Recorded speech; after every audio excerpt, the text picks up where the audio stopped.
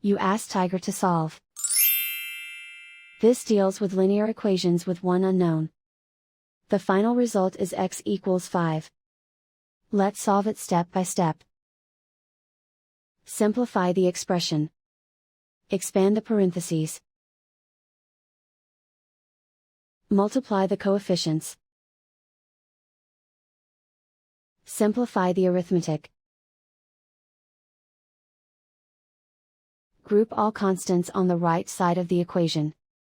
Add 16 to both sides. Simplify the arithmetic.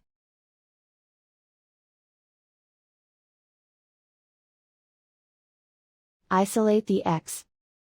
Divide both sides by 12. Simplify the fraction. Find the greatest common factor of the numerator and denominator. Factor out and cancel the greatest common factor. And so the final result is x equals 5.